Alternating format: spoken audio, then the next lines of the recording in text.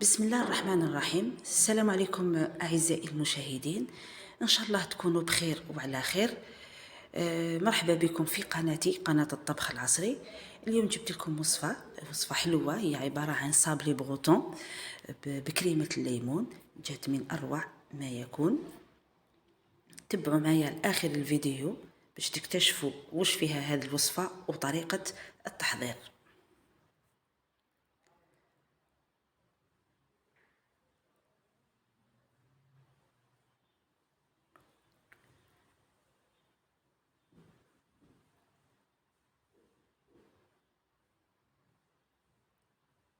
اول حاجه نبداو بكريمه الليمون. وش فيها؟ عندي حبه بيض وصفار حبه بيض،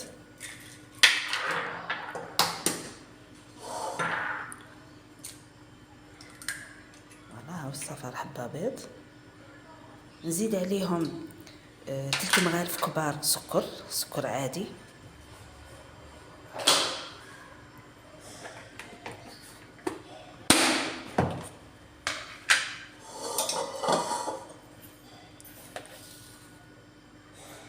هذه المغرف الاولى الثانيه والثالثه. نزيد عليهم شوفوا هنا عندي عصير ليمون، يعني كنص كاس ولا فايت نص كاس شويه، ونكملوا بالماء، يعني كاس معمر اغلبه يعني عصير ليمون. نخلطهم مليح بالفوي حتى يذوب السكر عندنا.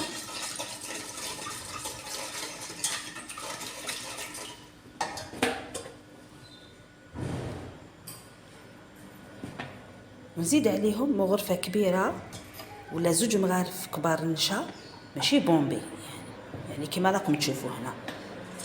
ونخلط بالفوي مليح حتى تذوب عندي لا مايزينا، تذوب عندي النشا، ونديرو فوق النار.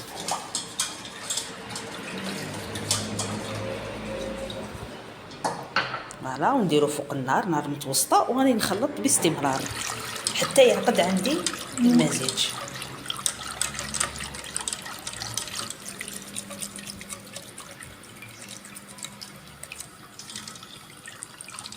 غير تشوفوه بدا يعقد نحيوه من النار بهذه الطريقه. شوفوا هنا نحيه من النار، ونكمل دائما نخلط حتى يعني ترطاب لي الكريمه. ونزيد لها مغرفه كبيره زبده، يعني واحد 20 غرام، ونخلط حتى تذوب عندي الزبده وتولي الكريمه ملساء.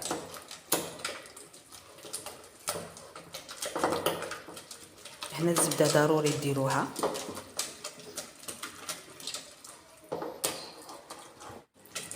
فوالا هنا خلطتها، ذابت الزبده.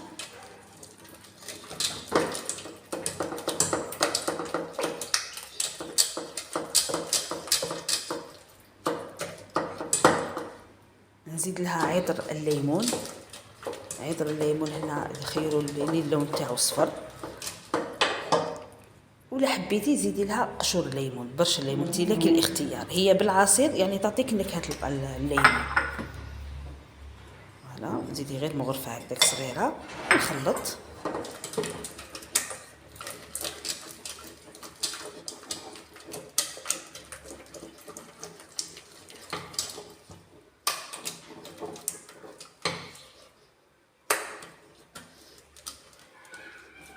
فوالا ونديرهم في ان بول.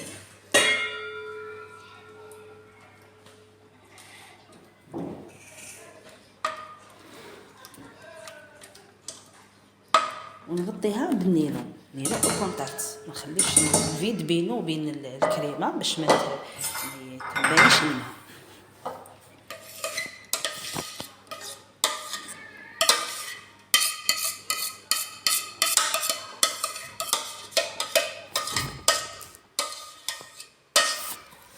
هذه الكريمه ما راحش نديرها وحدها، راح نطلعها بلا كريم شونتيي، بصح وشنو لازم نخليها تبرد تماما. فوالا نغطيها بالنيلون كما قلت لكم ونخليها تبرد تماما، غير تدفى شويه دخلوها الفريجيدير. هنا نجوزو للعجينه. العجينه واش عندي نحكم بول ندير فيه 3 صفر بيض. هذه الصابلي تاع البروتون يعني كامل عندهم نفس المقادير. نزيد لها كاس الا ربع سكر ولا 130 غرام، ونخلط مليح حتى يذوب مليح السكر عندي. كما قلت لكم 3 صفارات بيض، الكاس الا ربع تاع سكر، الكاس بالسوائل اللي فيه 220 مليلتر، حبيتي يعني 130 غرام سكر بالغرامات. نزيد عليهم 150 غرام زبده طريه، لازم تكون طريه.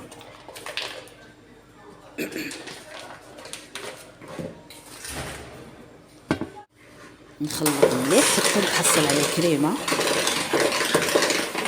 نزيد كريمه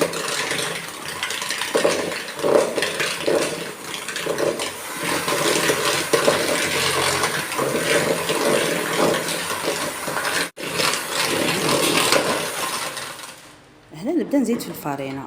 عندي هنا كامل المقادير تاع الفارينه هي 200 غرام. اذا حبيتي بالكاس، الكاس يرفد كاس ونص فارينه.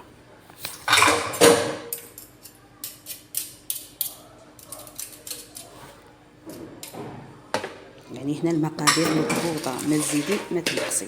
حتى والفارينه ديري كاس ونص، ما تزيديش فوقهم، على الاكثر كاس ونص باش ما تجيكش العجينه يابسه. نحكم الكاس الاول نغربلو،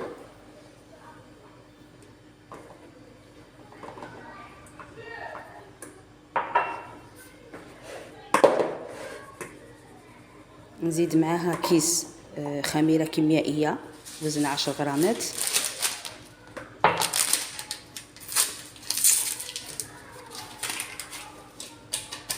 نزيد نص كاس تاع الفارينه اللي بقالي. فوالا هاوليك نص كاس، يعني كامل كاس ونص او 200 غرام، ونغربل كامل ونخلط هنا بالملعقه. من الاحسن تخلطي بالملعقه، ما تدخليش يدك باسكو لازم تكون العجينه لاصقه، تكون طريه بزاف.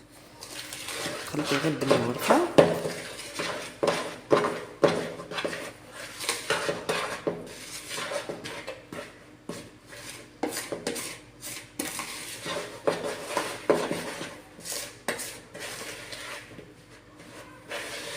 فوالا هنا ما تندلكش العجينه، تتلم برك. فوالا شوفوا هنا انا دخلت يدي لصقت ليه. من الاحسن ديري غير بالملعقه وديريها فوق النيلون كيما راهي. فوالا شوفوا هنا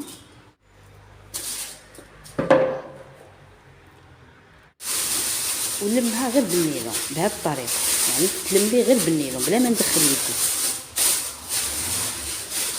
فوالا هكذا بهذه الطريقه.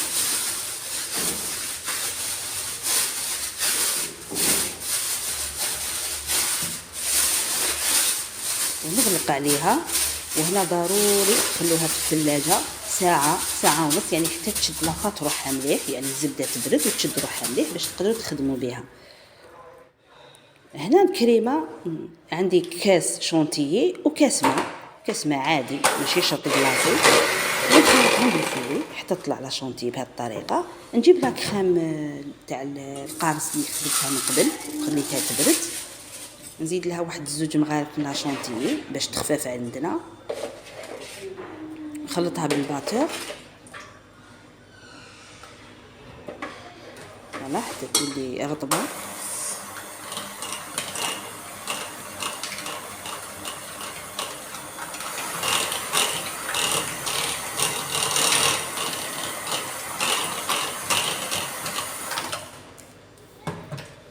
وهنا نزيد لا شونتيي، نزيد مغرفه شويه وبعد نكمل الباقي.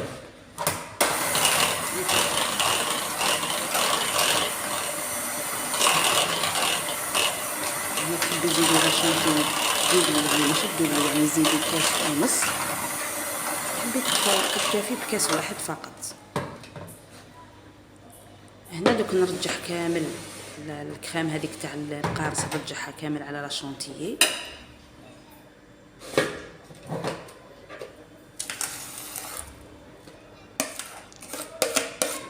يعني باش تجيك كميه شويه بزياده تقدري ديري كاس ونص شونتي مع كاس ونص ماء، تطلعيهم وتخلطيهم بكريمه الليمون، تخلطيهم مع بعض.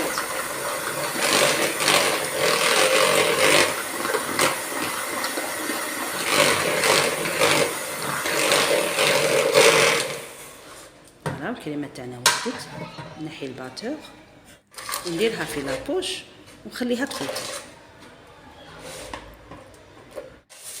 هنا نحكم لاباط تاعي كي بردت، شدت روحها، درتها بين ورق بابي كويسون. هي من الاحسن ديري من الفوق النيلون باش تحليها. انا بابي كويسون هنا دريت له شويه فارينه على لاباط باش ما يلصقليش، ولا ديري نيلون من الفوق وحليها. ما تحليهاش رقيقه، خليها واحد نص سنتيمتر يكون شويه خشينه. اذا حليتيها لازم ترشيها بشويه فاي ما تكتريش، ولا من الاحسن ديري غطيها من فوق بالنيل. اذا كانت شاده روحها مليح ما تلصقلكش. خليتيها تبرد عند تخلي لها وقتها جوج سوايع ولا جوج سوايع ونص، ولا يعني ما تلصقلكش كامل. انا نحلها بهذه الطريقه. تحبي ديريها ديري يعني سيرسو، يعني تقطعيها تجيك اون تارت مدوره واحده كبيره، تحبي ديريهم فرديين. انا كان عندي هادو لي سيرسو القالب هذا عندي زوج مستطيلين يعني مويان كما راكم تشوفوا. هنا ندير عليهم هذاك المول وما نحيهش، يطيب بالمول تاعو، باسكو كان ما يطيبش بالمول تاعو راح يهبط لك كامل ما يجيش واقف. البابي اللي حليتي عليه العجين خليه فيه وديري عليه هذوما القوالب وخليهم فيه، نحي غير الزوائد في الطراف برك، هذا ما كان. انا هذيك لاباط اللي بقات لي راح نزيد نحلها ونزيد نديرها في مول واحد اخر.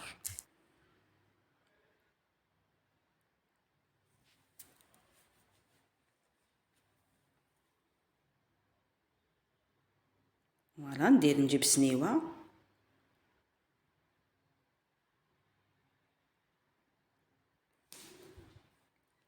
ونرفدها كيما هي ونحطها في السنيوه. فوالا اللي بقات لي كيما قلت لكم درتها في ان اوتر مول، في مول واحد اخر. فوالا ونديرها قدامها ويطيبوا على 180 درجه، يكون الفرن مسخن من قبل. طيب الماكسيموم 20 دقيقه، ما تزيديش عليها وما تخليهاش حتى تحمر بزاف، هي تعطي لون اشقر. نحيها فوالا ونديرهم في الفرن. فوالا بهذه الطريقه كي طيب لك من تحت شعليها من الفوق تعطي لون شباب وطفي عليها. فوالا شوفوا اللون تاعها اللي اكتسبته يعني جا شباب. هنا نحي الليمون تاوعي فاسيلمون، يعني شوفوا كيفاش جات واقفه بالمول، كما ديرلهاش المول تجي هابطه. شوفوا الاطراف تاعها كيفاش جاو، هذا هو يعني هذا هو السر تاعها، يعني شويه تجي شابه الى راهي تبان لكم.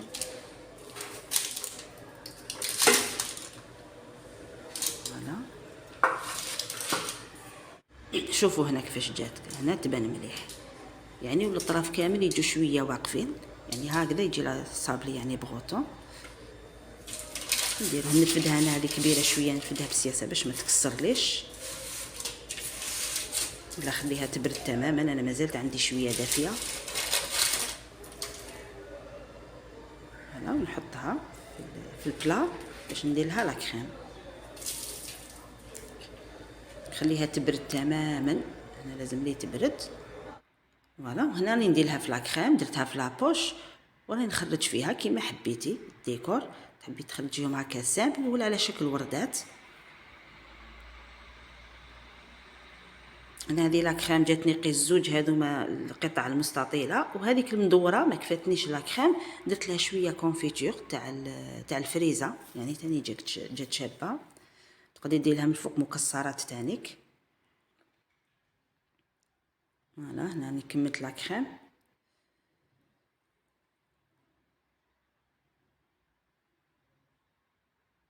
فوالا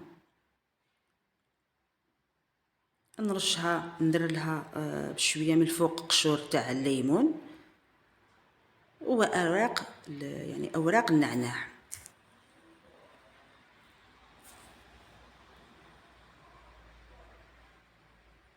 في لاباط تاع البغوطون تحبي تنقصي شويه سكر، يعني انت وعندك الاختيار، تحبي ديري يعني هي المقادير مضبوطه. اللي ما يحبش السكر بزاف تقدري بلاباط تنقصي غير شويه سكر.